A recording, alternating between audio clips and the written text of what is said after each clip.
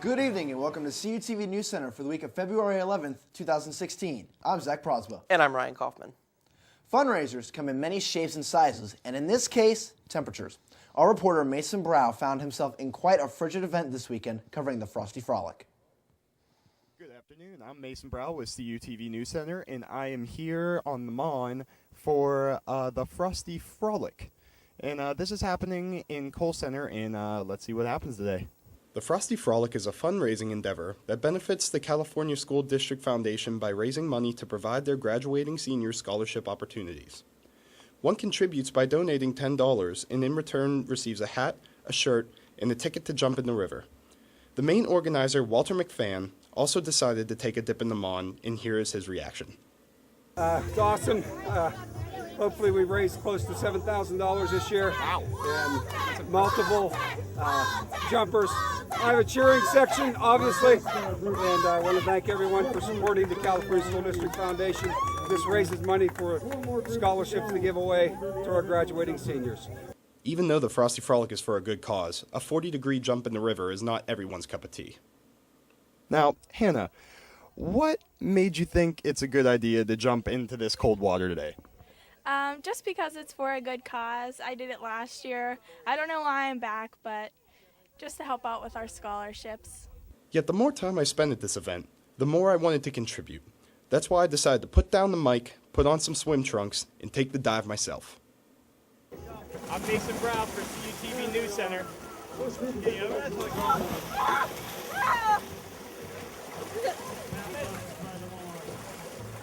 Woo! Oh, that'll wake you up. Oh, man.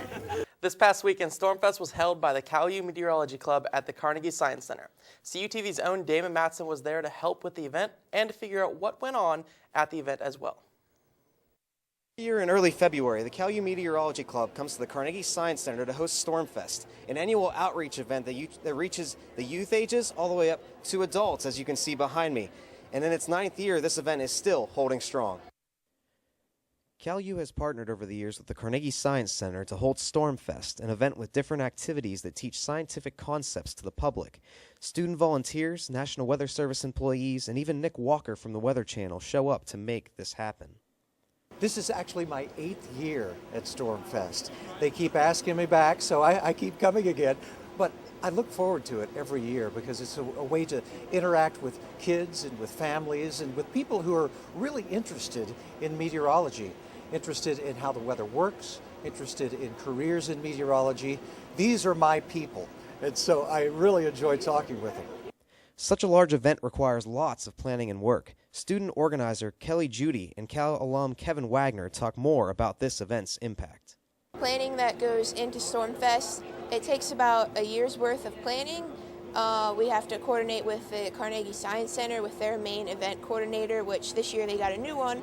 So that was interesting, talking back and forth with her. We do a lot of conference calls and emailing back and forth. So, for the students, they get to come here and apply directly what they've learned in class here and be able to present it both to, younger students and to the general public. And so I think getting that ability to get out of the classroom and get into, a public space, especially something great like the Carnegie Science Center, is just a fantastic experience. With such a wide variety of topics and different kind of booths, if you have a love for the sciences, you can come to Stormfest and learn a lot about meteorology, geology, or any of the other earth sciences. So come check out Stormfest. It's definitely fun for the entire family. Last week on NewsCenter, I detailed the final results of the Iowa caucus, the first step in the race to presidential elections. This past Tuesday night, the New Hampshire primary was held with candidates vying for a chance to strengthen their campaign or get back in the race. When looking at the results from the New Hampshire primary, you see Donald Trump this time with a landslide victory in the Republican race, and John Kasich, former governor of Ohio, actually moving into second place when he did not even place in the Iowa caucus. Former winner Ted Cruz finishes third. And then on the Democratic side, we have a flip-flop. Last time I demonstrated that it was a coin flip decision for Hillary Clinton to win. This time, Bernie Sanders, the clear favorite. And now it sets up for the South Carolina primaries coming up next week, followed by the Nevada caucus. A pro-rape group has canceled their Dallas, Texas rally that was to be held on the 6th of this month. The event was quickly abandoned after a firestorm on Facebook and Twitter when citizens and anti-rape activists came after the group. This group was also planning to hold 165 total rallies on the 6th. The group's main point was to make rape illegal on private property. Some bad news came to small police departments this week. The State Department of Transportation will no longer issue expiration stickers for your license plate. This is all in an effort to save the state an average of $3.1 million next fiscal year. The last vehicle registration sticker will be issued on December 30th of this year. The reason it is so bad for local police is because the state will not be purchasing the new license plate readers needed to scan the plates to check your registration. A Pittsburgh tradition will be changing in the coming months as Whitfield football has announced changes to their championship regimen. For decades, the championship game for each football classification was played at Three Rivers Stadium or Heinz Field. With the expansion to 6 classifications now, only the top 4 will be playing at Heinz Field. 1 week later after those games, Single A and Double A will play at a yet-to-be-determined site. This comes with high scrutiny, as this dashes the hopes of many young student athletes whose one dream was to play at the big stadium in Pittsburgh. To find out the latest news on campus and elsewhere, make sure you pick up a copy of the Cal Times when it is released every Friday around campus. To preview what is in this week's edition, we talked to Jose Negron, editor-in-chief of the Cal Times. Hey CalU, this is Jose Negron from the Cal Times. We have a lot in store for you in this week's edition.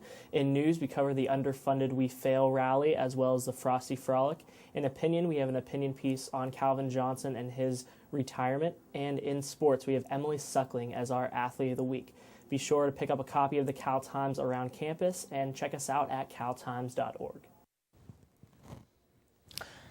And Ryan, so we were talking about the New Hampshire primary, last week the Iowa caucus, and so many upcoming election times up till the presidential election, and we have 2 more dropouts as of yesterday. Chris Christie from New Jersey and Carly Fiorina. I can't remember where she's from exactly, but both of those weren't key players in this, and I think it was just a matter of time before they fell out. No, they weren't, and Carly Fiorina was actually the Hewlett-Packard CEO at one point. Okay. So that's where she came from in all this. I'm just kind of glad that we're starting to finally weed through everything. Kind of glad that Martin O'Malley did eventually drop out of the Democrats. It was only a matter of time. He was just kind of there, taking up the stage. Yeah, I know for you and I, we enjoy Stephen Colbert's Hungry for Power games, so Yes. this is just more opportunities for us to watch. Exactly. And that should be tonight, I think. Hopefully. So we'll have something to do tomorrow afternoon when we're sitting around in the station. So. Right. And coming up after the break, Damon Matson has your weather forecast. Stay tuned. Halls and Vulcan Village's garden-style apartment complex, University Housing offers the very best value in service, convenience, privacy, and security. On-campus students will have easy access to classrooms, the newly renovated Natali Student Center, and a variety of activities across campus. University Housing Properties includes all utilities. Other common amenities to all properties are fully furnished rooms, high-def cable TV, high-speed Wi-Fi access, and live-in professional staff. Vulcan Village also includes a full kitchen and laundry room. The property has a 24/7 fitness center, convenient shuttle service, and an outdoor seasonal saltwater pool. Model rooms and tours are available. Stop in the University Housing Office or contact us by phone or email to learn more. For almost 30 years, CUTV has been the campus and community home for local news, sports, and entertainment. Broadcast in 100,000 homes in southwestern Pennsylvania, CUTV provides complete coverage of Vulcan sports as well as high school football coverage. Broadcast weekly live, CUTV NewsCenter provides coverage of local and campus events, weekend weather, sports highlights, and feature stories. For more information on CUTV, check us out on the web, friend us on Facebook, or follow us on Twitter.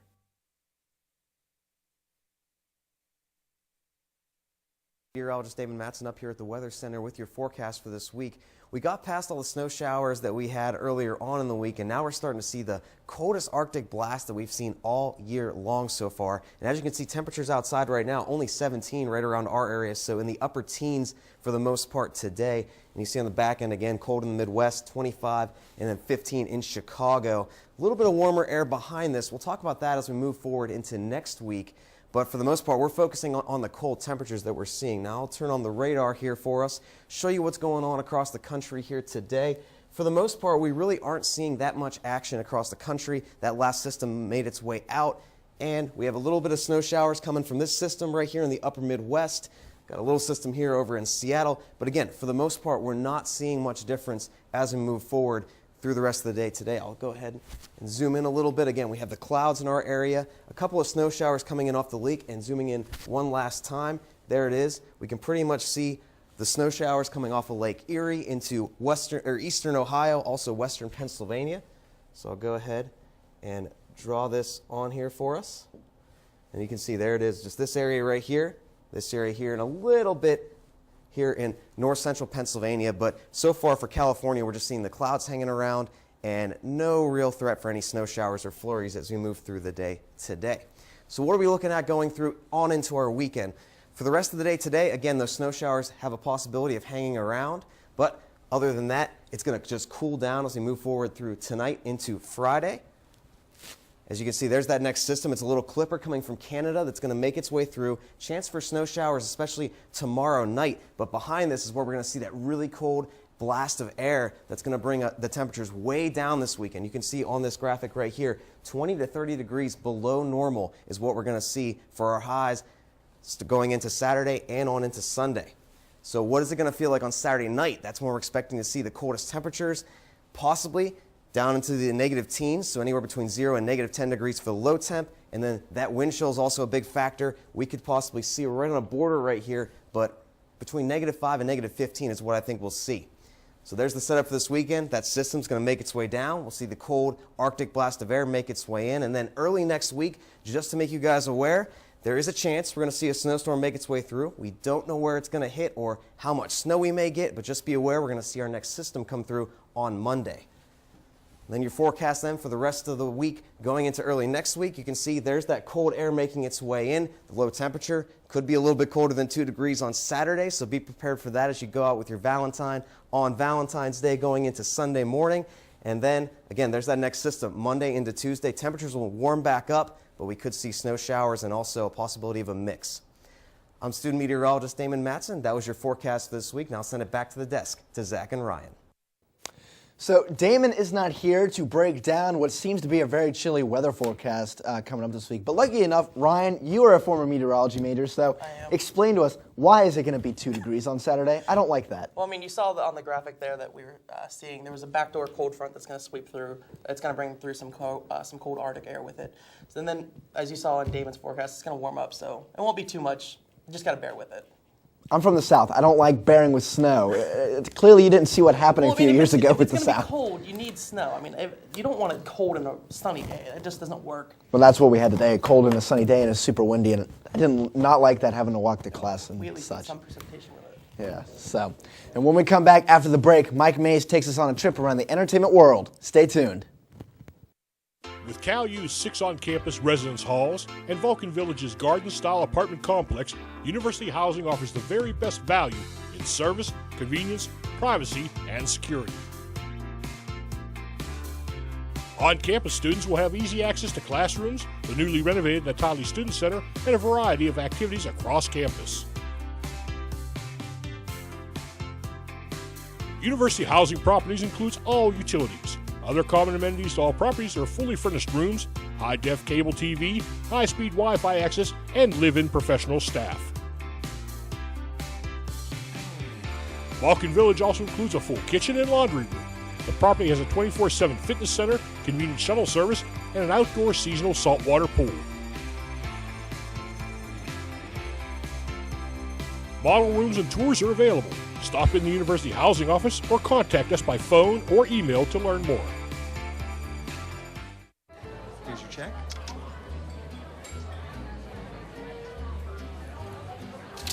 Oh, you got it. You know, since I got rid of my car, I really enjoy walking. Okay. God, no. Getting pulled over for buzz driving could cost you around $10,000 in fines, legal fees, and increased insurance rates. Oh, you're home early. You live with your mom? That'll set your game back a few years. Buzzed, busted, and broke. Because buzz driving is drunk driving. Since 1937, the Student Association Incorporated, known as SAI, has served the CalU student body by providing activities, programs, and services. Every enrolled student has the ability to take part in over 125 different clubs and organizations. Managing participation in every SAI activity is easy with OrgSync, a powerful tool for staying connected. Located 1 mile from campus, the SAI farm has 94 acres of meeting and recreational space. SAI, it's your student association.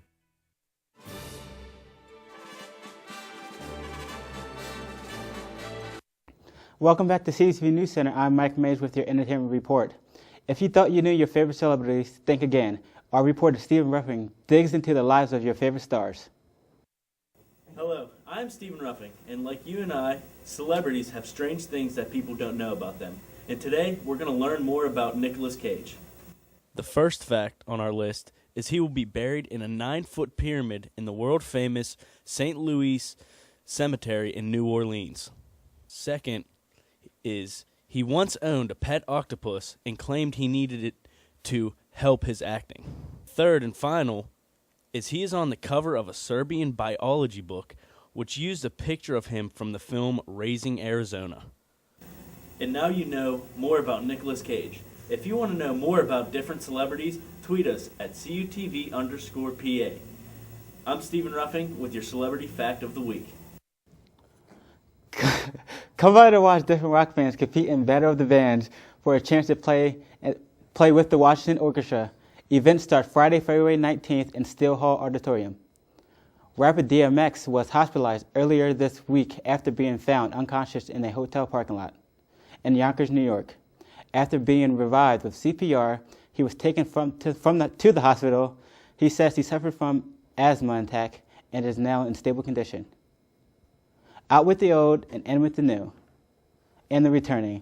The 2016 mid-season is upon us, with new shows trying to make their mark, like Lucifer, a modern-day devil who's taken up residence in sunny California, working as a nightclub, and Mad Dogs, a dark comedy about 4 friends who gets more than they bargained for when they vacation to Belize.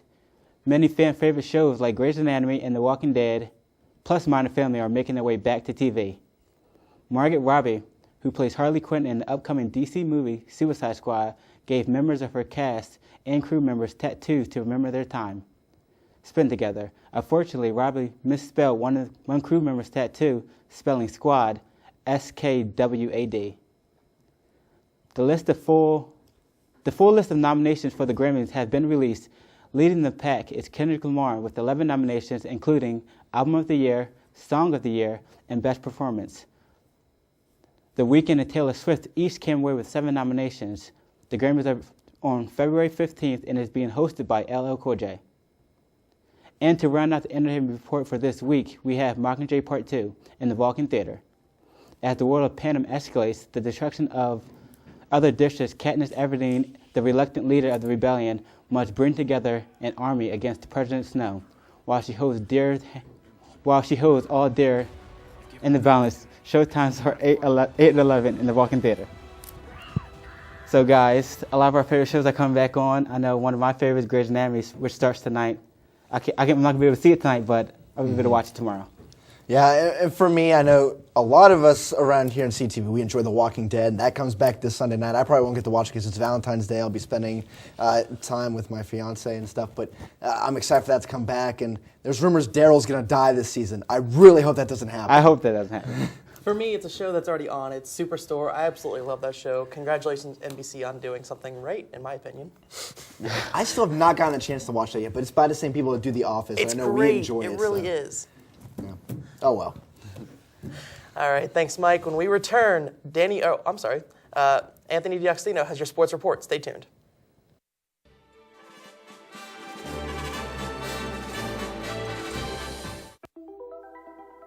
Todd's a great guy. I mean, look at him. What a sweetheart. Attaboy. Wait, Todd, what are you doing? How totally selfish and un-Todd-like of you. Come on, Todd. Come on, man. Save preset 1 for Cal U's best music. More music in the car. More music in the door. More music everywhere. This is 91.9 WCAL Power 92.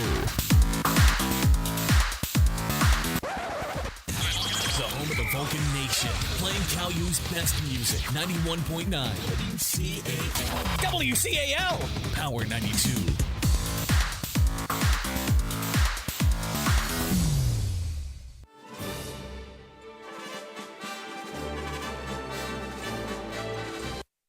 Welcome back to CUTV NewsCenter. I'm not Danny Beck. I'm Anthony D'Agostino with your sports report. The California University women's basketball team took on yet another PSAC West opponent yesterday as the Rock looked to end the Vulcans' 5-game win streak. Now to the Convocation Center for the highlights. To start off the game, Slippery Rock strikes first. Erica Aiello struck first for Slippery Rock as Shatara Parsons gets the rebound, falling backwards, puts it up onto the backboard and into the net for 2 points for California to tie the game up. Then Mickey Glenn from wide open three-point range nails that three-point shot, giving California the lead.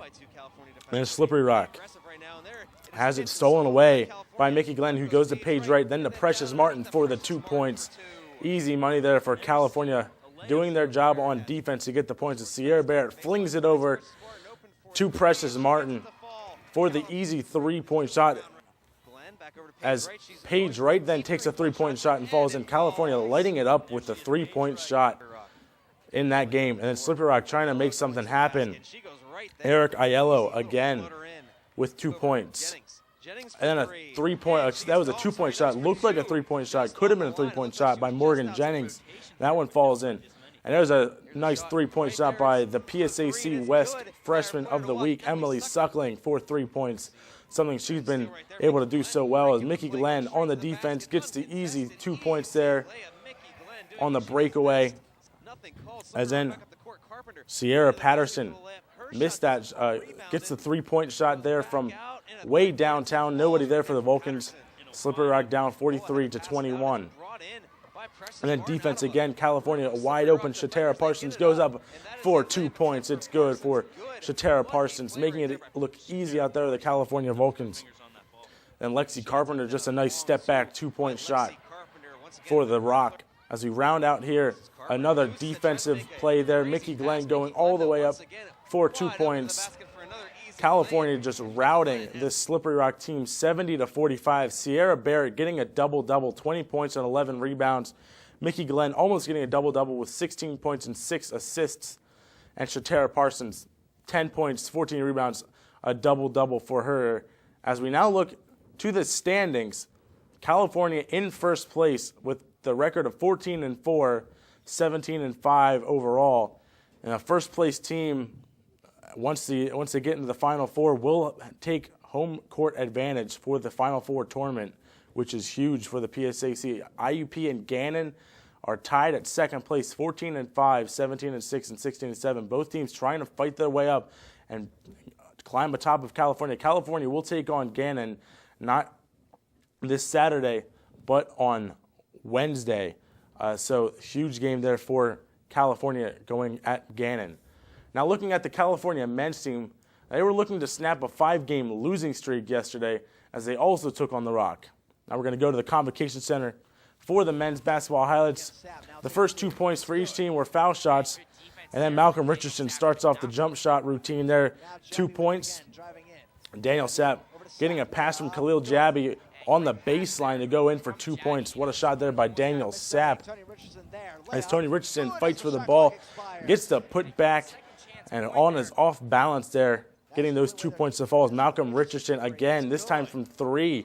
It's wide open, and he takes it and makes it pay. And Luka Andjusic, basically uncontested from way downtown, and gets this 3-point shot to fall through. And then Luka Andjusic making a mistake there, giving it right to Jordan Grady for the easy 2 points for Slippery Rock. And Khalil Jabby bounce passes it over to Richard Smith, just gets to roll in. Beautiful bounce pass to Khalil Jabby inside to Richard Smith. Now Khalil Jabby misses the shot there, but Richard Smith picks it up for the dunk. Richard Smith, what a putback there. Now, it's Malcolm Richardson again. This time he's going against a few contested defenders there. Gets that shot to fall through as Khalil Jabby gets it over to Richard Smith, fighting for everything down in the paint, and gets that one to fall through. Now it's Slippery Rock again. Abdul King shot looked like it might have been blocked by Richard Smith, but they're going to call him for the foul, and the 2 points are going to fall. And Cornelius Brown getting those 2 points to fall through, even though he was contested. Khalil Jabby trying to contest Malcolm Richardson, but he's just going to go all the way himself and get fouled by Tony Richardson for the and one.